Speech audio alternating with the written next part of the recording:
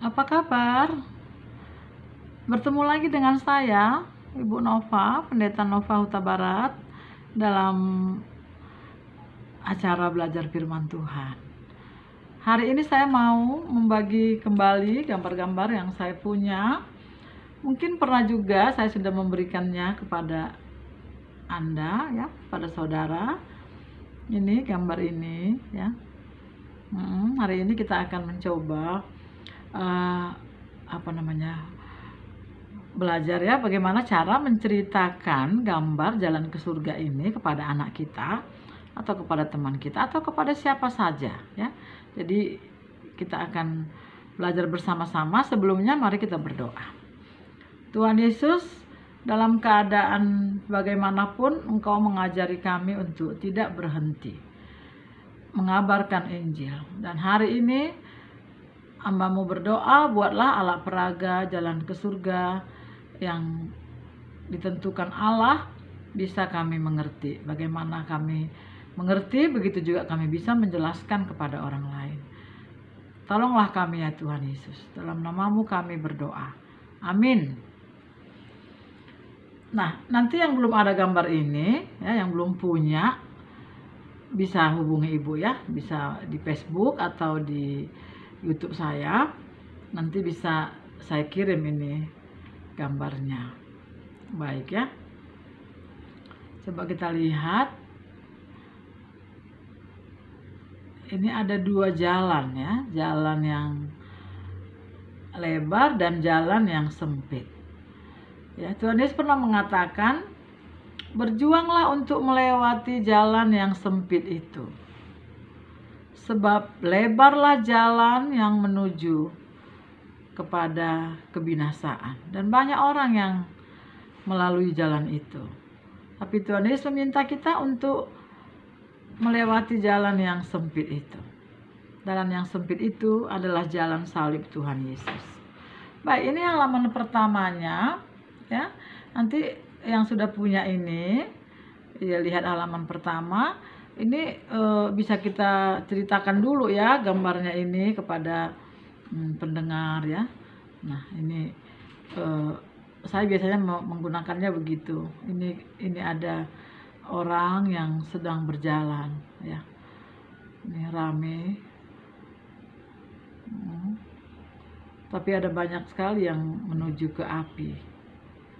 Iya. Karena ada jalan yang disangka orang lurus, padahal ujungnya menuju api.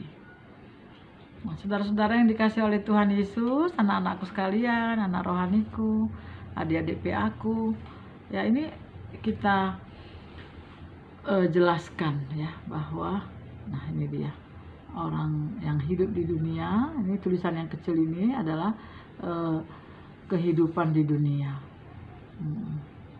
Cepat atau lambat mereka akan menuju ke api jika mereka melewati jalan yang lebar ini. Tapi jika mau berjalan di jalan yang sempit ini, ya, ada salib Tuhan Yesus di sini, ya, tujuannya pasti ke surga. Baik. Jadi kita jelaskan dulu bahwa ini, ya, di dalam Alkitab ada 3 tempat yang selalu disebut-sebut dalam Alkitab. Itu ada 3 tempat. Yang pertama itulah dunia, kehidupan kita sekarang, kehidupan di dunia. Di sini kita lahir dan di sini juga kita mati. Nah, ada tempat yang lain setelah selesai di dunia ini, ya, setelah tamat dari dunia, ada tempat 2 lagi. Satu neraka, satu lagi surga. Kalau kehidupan di neraka nanti akan kita lihat, kehidupan di surga bagaimana keadaannya. Kalau kehidupan di dunia pasti kita sudah mengalami, ya, bagaimana kehidupan di dunia. Ya, di dunia ini begini. Di tempat saya, di perbatasan Asahan, Labuhan Batu Utara, Ledong Timur nama kampungku. Di sini panas sekali, terik, ya. Dan nampaknya tidak datang hujan. Saya tidak tahu di tempatmu bagaimana. Mungkin saudara di Medan, Jakarta, atau di Jerman, atau di Perancis, atau di Tarutung? Bagaimana keadaan di tempat kalian? Yang pasti keadaan iklim, ya, cuaca, keadaan hati, keadaan ekonomi, kesehatan, berbeda-beda kita di dunia ini. Ya, ada yang dia sehat, ya, ada yang makan banyak tetap langsing, ada yang diet terus kayak saya tetap gemuk, ya. Berbeda, tapi ada satu hal di dalam dunia yang semua orang sama. Nah, kita lihat gambar halaman yang kedua, ya. Ini nanti waktu menjelaskannya kepada anak murid kita atau kepada teman kita, ini kita lihat gambar yang nomor 2 ini, ya, keadaan di dunia. Nah, keadaan di dunia kita akan lihat dari ayat yang paling bawah dulu, ya. Ada 2 ayat di bawah. Ini kita lihat. Keadaan di dunia, semua orang telah berbuat dosa. Karena semua orang telah berbuat dosa dan telah kehilangan kemuliaan Allah. Alkitab mengatakan semua orang telah berbuat dosa dan telah kehilangan kemuliaan Allah. Saya berdosa, saudara juga berdosa, kan? Makanya semua orang mencari-cari kemuliaan. Semua orang mau menambahkan sesuatu dalam hidupnya supaya nampak mulia. Tapi sebenarnya pada hakikatnya semua orang berdosa, sudah tidak ada lagi kemuliaan apa-apa di dalam diri kita. Dan hukuman itu pasti. Upah dosa adalah maut. Ini ada dibuat di ayat bawah, ya, nanti kita bacakan. Sebab upah dosa ialah maut, tetapi karunia Allah ialah hidup yang kekal dalam Kristus Yesus Tuhan kita. Pemberitahuannya semua orang berdosa. Tapi pemberitahuan yang kedua juga ada, ya. Upah dosa adalah maut. Tetapinya ini, karunia Allah ialah hidup yang kekal dalam Kristus Yesus Tuhan kita. Nanti terakhir, di lembar terakhir kita akan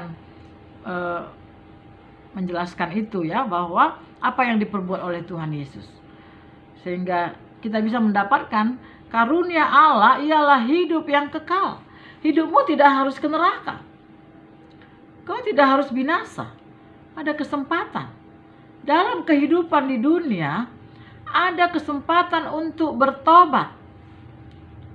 Pertobatan itu bukan di surga. Ya, saya tunjukkan lagi gambarnya sekali lagi. Pertobatan itu bukan di neraka atau di surga. Kalau di neraka, Nak, di neraka, Dek, itu tempat menghukum dosa. Di surga tempat orang yang dosanya sudah diampuni waktu dia di dunia ini. Jadi jangan terlalu menganggap dunia buruk, ya, karena di dunia juga tempat kita bisa mempersiapkan diri ke sini. Tidak harus semuanya ke sini. Jika kau mau melewati jalan sempit ini, akulah jalan dan kebenaran dan hidup, kata Tuhan Yesus. Ya, tidak ada yang sampai ke surga kepada Bapa kalau tidak melalui Dia. Jika kau menerima, kau tidak harus ke neraka. Sekalipun kita berdosa. Ya, upah dosa adalah maut, tetapi dosa kita dipikul oleh Tuhan Yesus. Itu nanti akan di halaman selanjutnya, supaya saya jangan terlalu cepat. Kita melihat nanti di sini. Diterangkan dulu, ya, dosa itu dari mana datangnya. Ya, sejak yang paling atas itu kita baca. Sebab dari hati orang timbul segala pikiran jahat, percabulan, pencurian, pembunuhan, perzinahan, keserakahan, kejahatan, kelicikan, hawa nafsu, iri hati, hujat, kesombongan, kebebalan. Semua hal-hal jahat itu timbul dari dalam dan menajiskan orang. Ya, saya ingatkan lagi gambar saya yang semalam. Ini. Dosa itu dari dalam hati. Kenapa? Karena kita memang kodratnya keturunan orang berdosa. sejak Adam dan Hawa jatuh ke dalam dosa. Apakah Anda bisa bebas dari dosa? Terima atau tidak terima, percaya atau nggak percaya, firman Tuhan mengatakan semua orang telah berbuat dosa. Dari dalam hati. Kadang-kadang saya sering ya mendengar ada orang yang bilang, oh itu anak saya ini terpengaruh lingkungan. Bisa sih terpengaruh lingkungan, tapi selama masih bisa dipengaruhi berarti memang ada benih di dalam. Karena nggak mungkin besi berani nempel sama kayu, nggak mungkin. Jadi kenapa kita bisa nyambung dengan lingkungan? Karena memang benihnya sama, tabiatnya di dalam ada. Lingkungan itu hanya memancing, keluarlah aslinya semuanya. Ya. Di dalam dunia ini semua orang berdosa, dan upah dosa adalah maut. Tetapi karunia Allah ialah hidup yang kekal dalam Kristus Yesus Tuhan kita. Nah, selanjutnya karena tadi tema saya untuk menyampaikan traktat ini, di sini ada ayat yang Lukas 16 ayat 25 ya.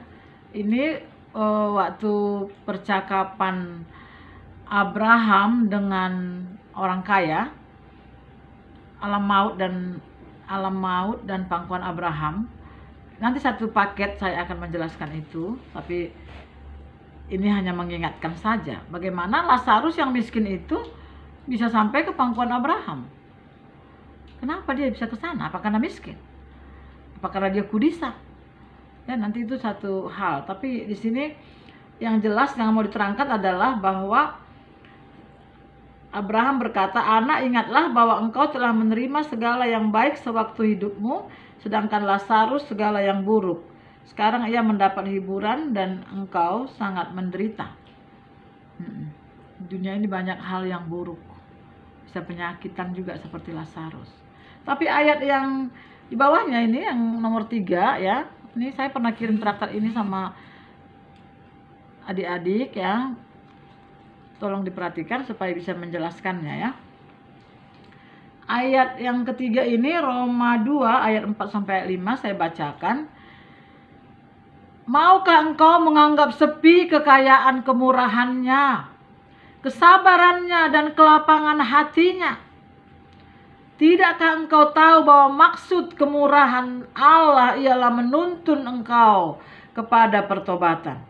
Tetapi oleh kekerasan hatimu yang tidak mau bertobat, engkau menimbun murka atas dirimu sendiri pada waktu mana murka dan hukuman Allah yang adil akan dinyatakan. Ya, jadi dalam menyampaikan traktat ini pada cerita ini ya, halaman 2-nya ini, keadaan di dunia, kita sudah bisa menjelaskan di sini bahwa dunia adalah tempat pertobatan juga. Jadi jangan menganggap dunia terlalu buruk. Ya, maksudnya tidak ada yang baik di sini. Oh, di sinilah kita diselamatkan. Di dunia inilah kita bisa mengaku dosa. Bukan di neraka mengaku dosa, di neraka hukuman atas dosa. Ya, tapi apakah kau mau bertobat? Dunia adalah tempat kita bertobat. Berbahagialah kau jika kau sudah mengambil keputusan untuk bertobat. Ceritakan pada orang lain. Mungkin ada yang sedang mencari-cari, tidak tahu kemana tujuan hidupnya. Baik, itulah kehidupan di dunia. Tadi saya bilang ada 3 tempat, surga, neraka, dan dunia ya. Dunia sudah selesai. Nah, kita masuk ke gambar yang halaman yang ini, halaman 3 ini, kehidupan di neraka dan kehidupan di surga. Ya, jadi di neraka itu memang disebut kematian yang kekal, tapi di sana hidup. Kita mencatat itu ya, bahwa ulat pun tak mati di situ. Bagaimana keadaan di neraka? Bagaimana keadaan di Danau Toba? Biru airnya, ya, sejuk pasti ya, nggak panas kayak di kampung saya. Bagaimana keadaan di surga? Api? No. ya. Lantai-lantainya terbuat dari emas, pintu-pintunya dari mutiara. Di sana tidak ada lagi tangis, tidak ada lagi ratap, tidak ada sakit, tak ada virus corona di sana. Ya, enak di sana, mau ke sana. Tapi nggak boleh ke sana sendirian, harus bersama Yesus. Dialah jalannya. Ya. Keadaan di neraka ini nanti ya, ada dua ini adik, ini ya. Keadaan di neraka, keadaan di surga. Keadaan di neraka ini udah pasti ya, saya baca sedikit aja ya, biar kira-kira tahu macam mana keadaannya. Tetapi orang-orang yang tidak percaya, orang-orang keji, orang-orang pembunuh, orang-orang sundal, tukang-tukang sihir, penyembah-penyembah berhala, dan semua pendusta, mereka akan mendapat bagian mereka di dalam lautan yang menyala-nyala oleh api dan belerang.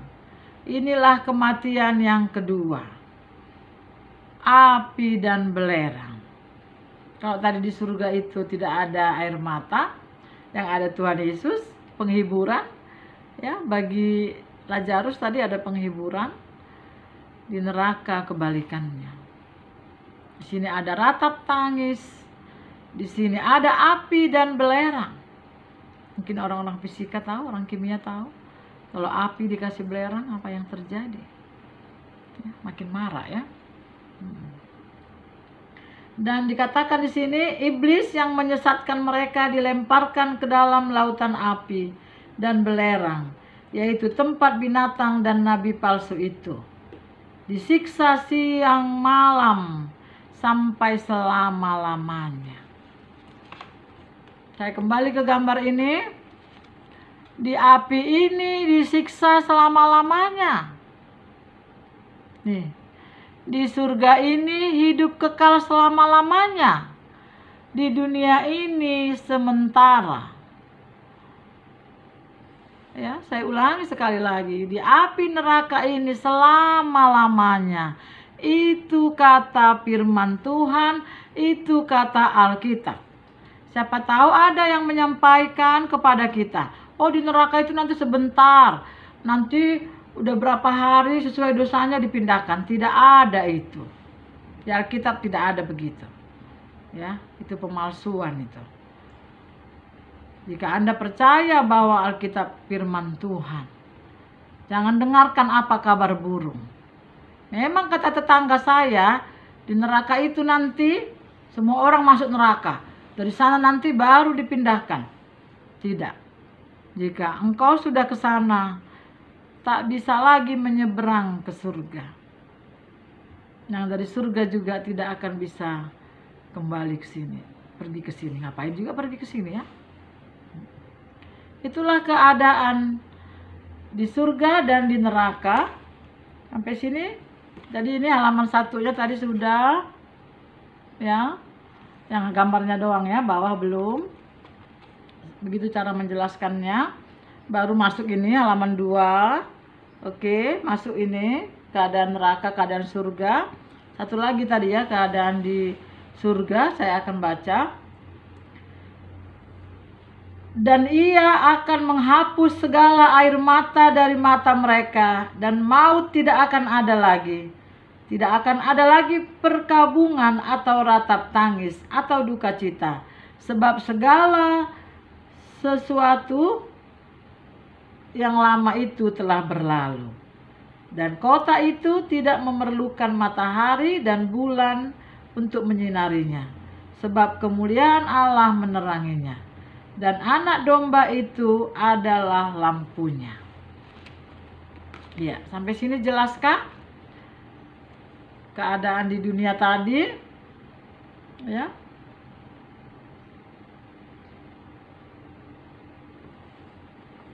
Keadaan di neraka, keadaan di surga, sampai sini udah bisa ya. Sekarang kita masuk yang terakhir. Halaman terakhir. Ya, ini adalah di sini nanti kalau Anda mau menjelaskan tentang Tuhan Yesus ya. Judulnya apakah yang diperbuat Tuhan Yesus? Yang pertama saya akan membaca 2 Korintus 5 ayat 21. Dia yang tidak mengenal dosa telah dibuatnya menjadi dosa karena kita, supaya di dalam Dia kita dibenarkan oleh Allah. Bagaimana caranya supaya kita sampai ke surga ini? Melalui Tuhan Yesus yang disalibkan. Dikatakan di sini Dia yang tidak mengenal dosa. Tuhan Yesus tidak berdosa. Tipu tidak ada di dalam mulutnya. Dia tidak mengenal dosa. Padahal tadi upah dosa adalah kematian, tapi Tuhan Yesus harus mati. Karena apa Dia mati?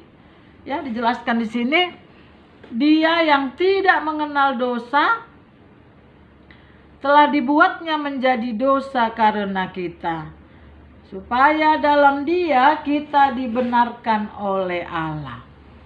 Apa yang diperbuat Tuhan Yesus? Kenapalah Dia jalan itu? Jalan yang sempit itu. Dia mati untuk kita, supaya kita dibenarkan. Danga dong sada pena bui satu surga.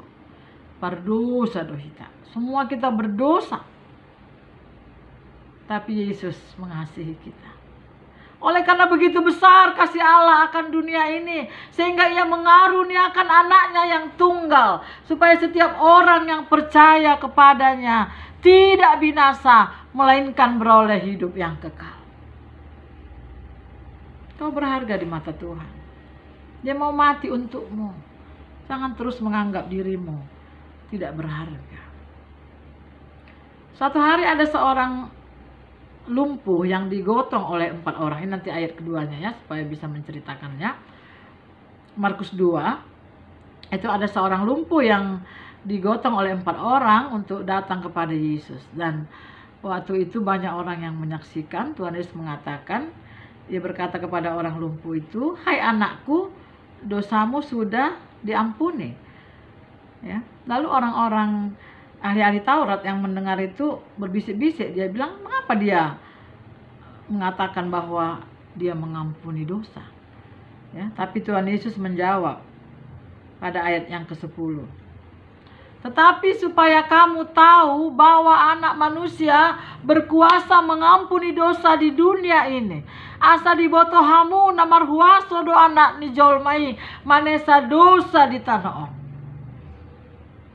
Itulah kehidupan di dunia kita. Jika kita mau mendengar bahwa ada satu pribadi, itulah Tuhan Yesus. Dia yang tidak mengenal dosa telah dibuatnya menjadi dosa karena kita, supaya di dalam Dia kita dibenarkan oleh Allah. Kita dibenarkan bukan karena perbuatan kita.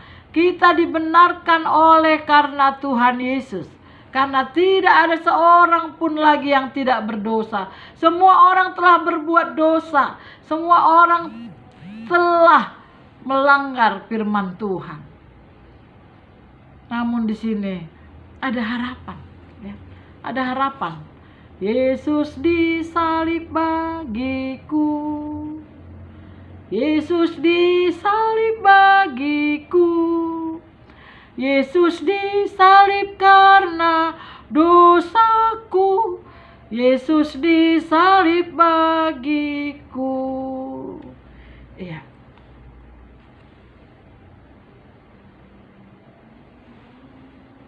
Ayat yang terakhir di sini, Ia membebaskan Barabas bagi mereka, tetapi Yesus disesahnya, lalu diserahkannya untuk disalibkan. Yesus disalibkan untuk dosa kita. Halaman yang paling depan, ini yang terakhir akan saya bacakan. Anda pilih yang mana? Anda pilih yang mana? Anda pilih yang mana? Surga atau neraka? Kata Yesus kepadanya, "Akulah jalan dan kebenaran dan hidup. Tidak ada seorang pun yang datang kepada Bapa kalau tidak melalui aku. Audu dalani dangadong nasahat tuamai anggo somar hite-hite au." Gereja hanya tempat berkumpul. Yesuslah jalan ke surga.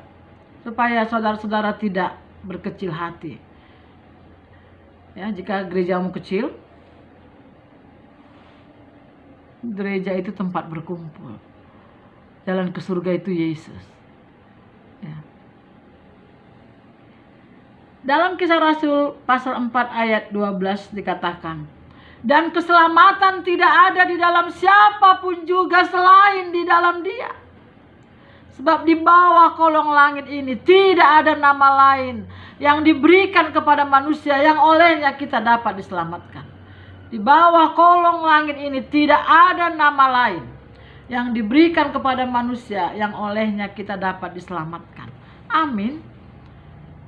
Yakinkah saudara bahwa tidak ada keselamatan di luar Tuhan Yesus? Atau kau masih ragu? Oh, semuanya baik. Ya, memang semua agama baik. Tapi Tuhan Yesus mengatakan, Akulah jalan dan kebenaran dan hidup. Tidak ada seorang pun yang sampai kepada Bapa kalau tidak melalui aku. Dan dalam Roma 3 ayat 25a dikatakan, Kristus Yesus telah ditentukan Allah menjadi jalan pendamaian karena iman. Kristus Yesus telah ditentukan Allah menjadi jalan pendamaian karena iman. Dalam darahnya. Darah Yesus tercurah untuk mengampuni dosa kita. Marilah kita datang kepadanya. Mari kita berdoa. Bapa Surgawi, kami mengucap syukur kepadamu. Karena Engkau mengirim bagi kami anak-Mu yang tunggal, Tuhan Yesus, menjadi jalan keselamatan bagi kami. Darahnya tercurah di kayu salib. Dia mati untuk mengampuni kami orang yang berdosa. Kami tadi sudah belajar dari traktat Jalan ke Surga. Bagi kami yang sudah punya keyakinan, biarlah kami terus menceritakan tentang jalan ke surga ini. Bagi kami yang masih ragu-ragu, biarlah kami mau datang menempuh jalan yang sempit itu, karena jalan yang sempit itu menuju ke surga. Terima kasih ya Tuhan Yesus, berkatilah firman yang sudah disampaikan ini supaya menjadi berkat bagi yang mendengarkan. Tolonglah kami ya Tuhan Yesus, dalam nama-Mu kami berdoa. Amin.